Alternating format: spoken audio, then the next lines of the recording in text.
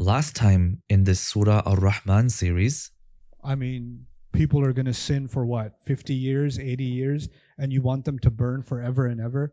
That doesn't sound like very merciful. It sounds sadistic and cruel. It sounds like torture. It sounds, the last thing that comes to mind is love and care, right? So this is a logical question many have in their mind. And they have trouble understanding Allah's rahmah when put in this perspective. Well, this surah is actually, one of its goals is to answer that question. Ar-Rahman allama al-Qur'an.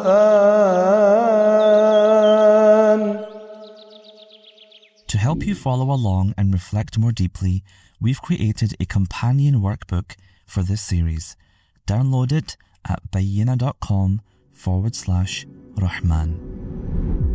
خلق الإنسان.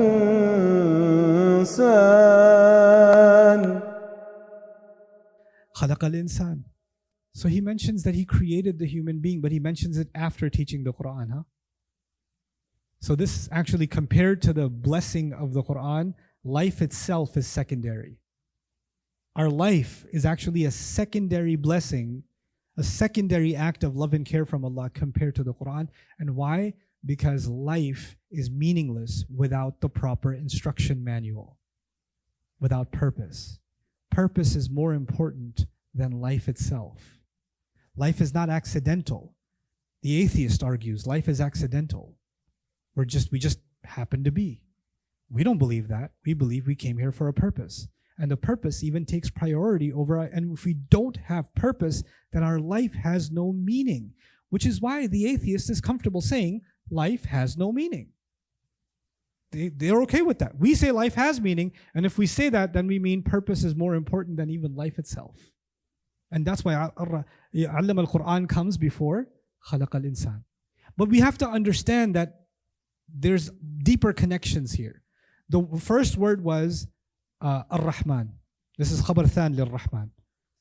Ar-Rahmanu khalaqa al-insan. Have you ever heard people say, I didn't ask to be created. I didn't ask to be brought here.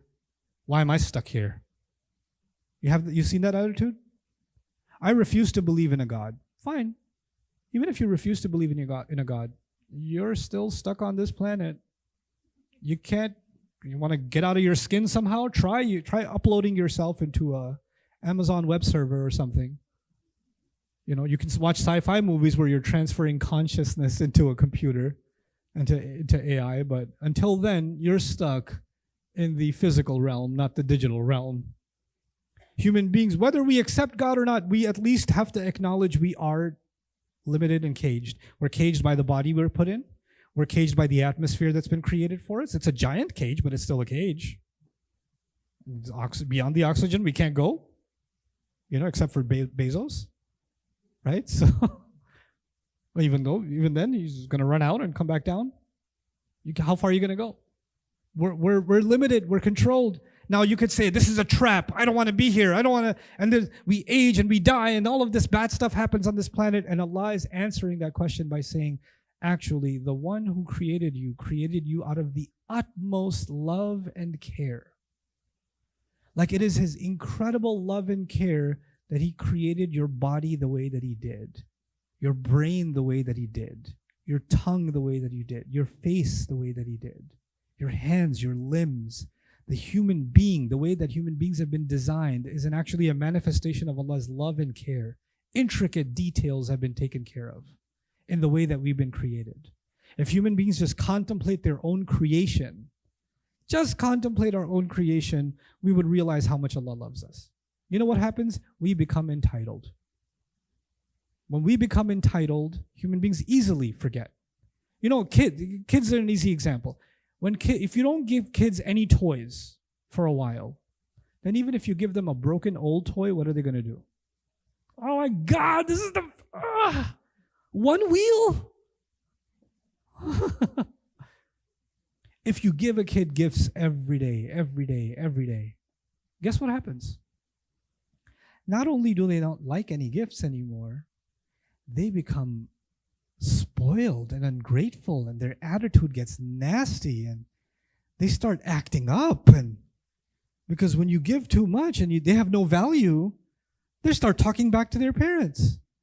When parents give children everything they ask for, because the worst thing that you can do as a parent, by the way, is give your child everything they ask for. Because pretty soon, they're going to be the Fir'aun and you're going to be the Bani Israel enslaved. You know, I'm hungry. I don't want to eat there. I'm not going. You're like, okay, well, whatever you feel like, you know. This, Allah gives and He gives and He gives, and guess what happens? People become entitled. And the amount of audacity it takes to say, I didn't ask to be created.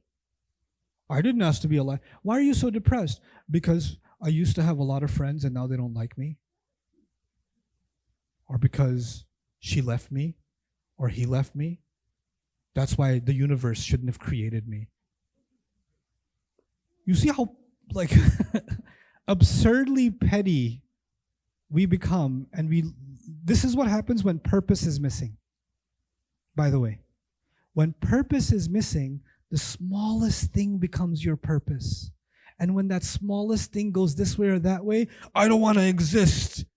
I don't want to believe in God. I don't want to believe in anything because I didn't get my way. Ya Allah. This is when human beings forget who made the Ar-Rahman made you with guidance. When you follow that guidance, you will not live a miserable life. And this is an incredible secret in the Quran. You know, Allah doesn't talk about happiness in the Quran. People come ask me, Ustad, can you tell me some ayahs about how to be happy? You know why? Because in the modern age, in the postmodern age, happiness is a goal. You know that, right? Happiness is a goal now. So how to be happy, videos have very high views. Watch this and you will be happy. You know, how to find happiness in your life. Oh my God. And everybody's got some, Hadith Abu Jahl, TikTok, on finding the secret to happiness. What is the Quran? The Quran is not talking about happiness. What's the Quran talking about? Purpose. You know why? Because when you live a life of purpose, then you get some byproduct. And you know what the first byproduct of that is? Happiness. Happiness is not a goal, it is a byproduct. Actually. When people study the Quran, when they engage with the Quran, what are they engaging with? Purpose. And what does Allah say about this purpose? فَبِذَلِكَ فَلْيَفْرَحُوا. And because of that, they should be filled with joy. He mentions happiness when they are pursuing Allah's word, because now you have actual substance in your life. And by the way, the most miserable people you will find in this world are people who are running after happiness. The one thing they don't have is happiness. Like, why can't I just be happy? I feel like something's missing. Yeah. Something's definitely missing. When Allah gave us the Quran, He knew our emotions. He knew, my psychological tendencies, my weaknesses, my strengths. He knew all of that, and He took all of that into consideration and then gave me the Quran. He says, أَلَا يَعْلَمُ مَنْ خَلَقَ. Doesn't He know who He created? So the Quran is actually taking into consideration, you say, I feel like my mother doesn't understand me. I feel like nobody gets me. I feel like, okay, you know what? Nobody does get you. You know someone who does get you though? Is Allah. And after getting you, He taught you the Quran. Like after getting you. So when you study His word, you're learning from someone who gets you inside and out. He sees from deep within you to the outside. Parts of you that nobody else knows about, He knows about them. He knows them inside and out. And then He gave you this word. Because He knows exactly what you need to hear. What we develop this individualistic attitude? Yeah, I know it says it in the Quran, but I have a special situation. I have a different problem. Everybody wants to be different. You know what that is? You want Allah to give you revelation directly for you. Because what Allah gave isn't special enough for you. You're too special for the Quran. This is actually the attitude. Watch out. You don't say it, I'll say it for you. I'll say it for you. This attitude is just masking, very thinly masking one thing. I am too exceptional for the exceptional word of Allah. And that's why I don't come to Allah's book. That's why I don't come to it. I want Allah to answer my questions on my terms. Like Allah owes me an answer. You know where this comes from? This comes from what's that? Siri and Alexa and Google and AI now, they're there to answer whose questions? Your questions. And what do we do with the Quran? Tell me what the Quran says about raising children. Tell me what the Quran says about women. Tell me what the Quran says about this. Tell me what the Quran says about that. Really? The Quran is your Google now. It's your chat GBT. It's there to answer your question. Allah is the one asking the questions. فَبِأَيِّ آلَاءِ رَبِّكُمَا تُكَذِّبَانِ فَبِأَيِّ آلَاءِ رَبِّكُمَا تُكَذِّبَانِ. Who's asking the questions? It's Allah. He made you. He's giving you a sense of purpose by asking you pointed questions. And here you and I think, we're in a position to be the ones asking the questions. We're the ones that have, until our curiosities are met, until we are impressed, I'll hear the answer, then I'll decide how many stars to give the answer. Subhanallah. How far we've come. He says He created the human being, and He knows human beings can go very dark ways if they lose sight of guidance. And that's why He gave them the Quran. So now, on the one hand, He says, لَقَدْ خَلَقْنَا الْإِنسَانَ فِي أَحْسَنِ تَقْوِيمٍ. Human beings have amazing potential. They were created in the most beautiful form.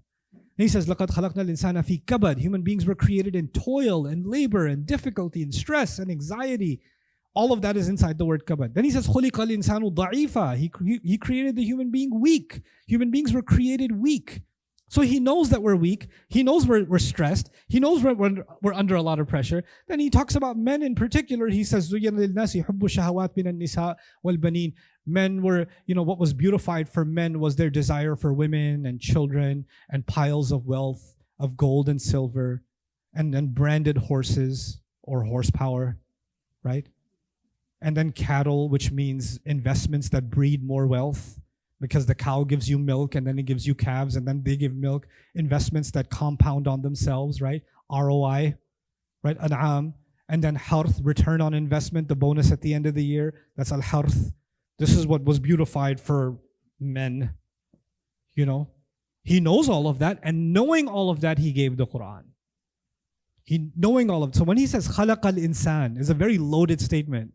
He created the human being, and so He's in a best position to tell human beings how to live the best kind of life they can. That's خَلَقَ الْإِنسَانِ. Now, finally. علمه البيان. علمه البيان. Remember when He said علم القرآن? What was missing? Who did He teach?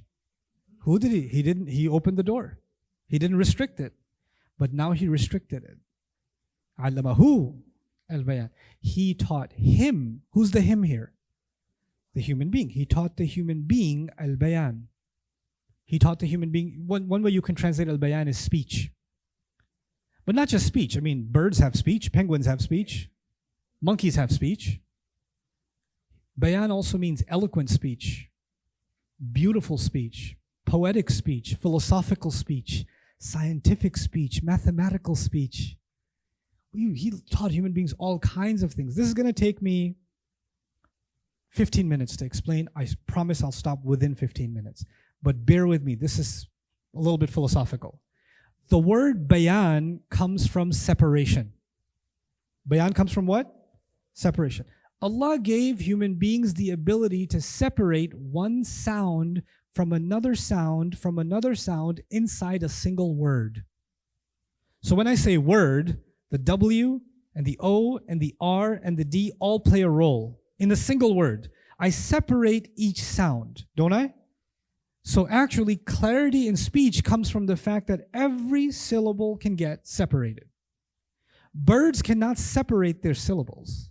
Lizards can't separate their syllables. Human beings can distinguish sounds one from another inside every word of every sentence, can't they? Now, when sentences come together, they form what? Or words come together to form a sentence. And then we can separate one sentence from another sentence. If you're hearing a monkey go, ah, ah, ah, ah, you don't know where the sentence started, where it ended. But when a human being speaks, you can say, oh, that was one sentence. Then there was another sentence. Then there was another sentence. Is that true or no? Human beings can take 2 or 3 or 4 or 5 or 500 separate ideas and organize them, separating them from each other and then combining them, like letters in a word, like words in a sentence, like sentences in a paragraph, like paragraphs in a chapter, like chapters in a book, like book in a set of volumes and volumes in a library. My God, we were able to create the repository of human language or human knowledge because we were given the ability to what? Separate. To the point where now you're doing a PhD in mechanical engineering or quantum physics, and even now you are learning distinct definitions for things, each one separate from the other. And that is how you specialize in your field, by separating one concept from another, from another, from another. This is so incredible that human beings were now given the ability to actually think about things and talk about things that they've never even seen. The physicist is talking about dimensions that he or she has never seen. Einstein was talking about, energy that he had never actually seen. And then decades after Einstein, experiments were starting to illustrate what he put on a piece of paper, that he's just jotting down notes and formulae and calculations that he's never actually seen. Other creatures can only observe and learn based on what? Based on seeing. If they can't see it, they can't abstract the thought. Human beings can imagine and can use analytical skills to actually leave the seen world and enter the unseen world. And we do it all the time. We do it in the world of physics. We do it in the world of biology. We do it in the world of chemistry. We do it in all these worlds. We do it in the world of history. You can look at ruins and you can reconstruct what the empire used to look like. That's what human beings are able to do. No other species can do this.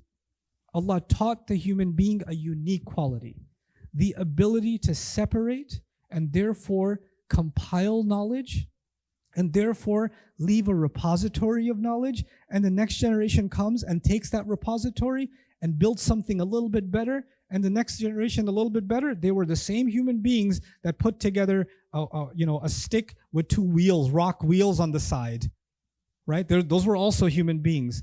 And where we are now is just an increment based on that first knowledge that was built one on top of the other, on top of the other, on top of the other. What started with Adam alayhi salam, وَعَلَّمَ آدَمَ الْأَسْمَاءَ كُلَّهَا. When Allah says عَلَّمَهُ الْبَيَانِ, Allah is describing a quality of human beings that no other species can even come close, not even the jinn. Nobody has it like we do. We can make poetry, we can talk about emotions, we can talk about unseen galaxies and universes. We can use this imagination and this ability to analyze to fill in all kinds of blanks. And this was an important ability for human beings to develop what we've developed, right? But here's one piece.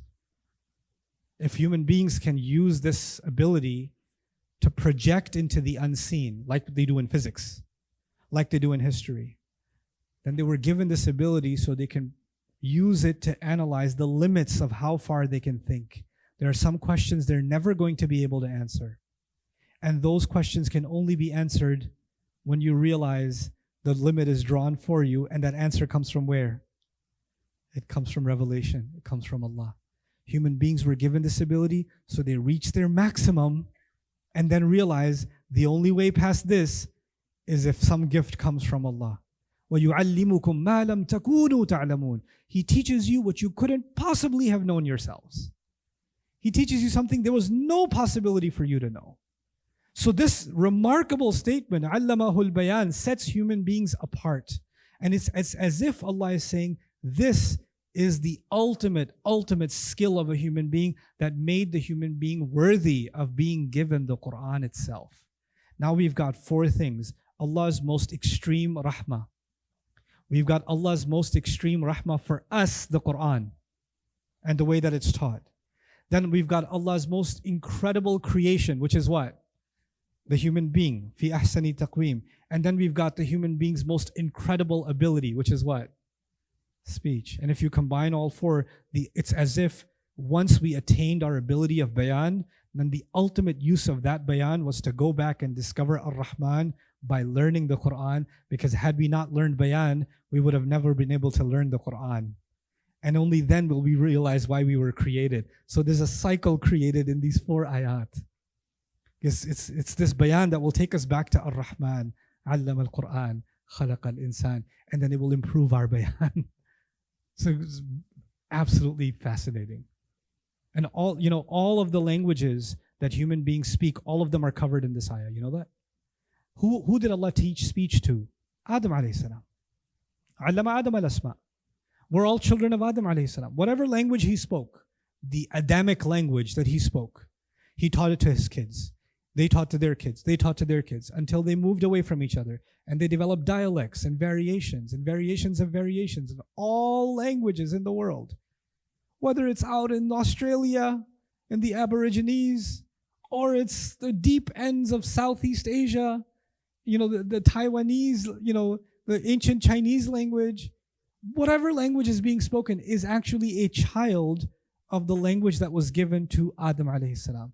And it's as if the climax of all of those languages was actually Allah's own gift of language, which is the Quran. Allah is speaking here. And so this final challenge from Allah was, all human beings can speak, all human beings can produce literature, all human beings can study science and all of it. Let all human beings come together and produce something that can even come close to the Quran. Let them do it. Let them try. And you could say, the Quran is just a book. Yeah, it's not just a book. Remember, it's not just information. What is it? It's transformation. It's transformation. And the transformation that the Quran brought and continues to bring will never be matched with anything else that in this sustained way. I often give the example as I leave you guys.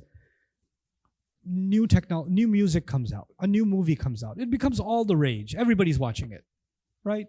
Everybody's listening to this song. It's gone viral. It's got millions and millions and millions of views. How long before people get tired of it? A few weeks, and you're like, can you turn that off? It's God. You're watching that again? I'm tired of it. Like your kids, their favorite movie, they keep making you watch it over and over again. And some of you need to now see a therapist because you've seen the same children's movie so many times. The song plays in your head even though it's not,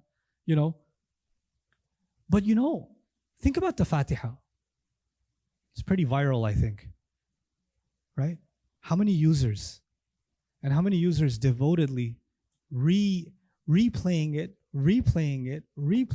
re-reciting it every single day across cultures, across languages, across generations, across economic divides, across borders.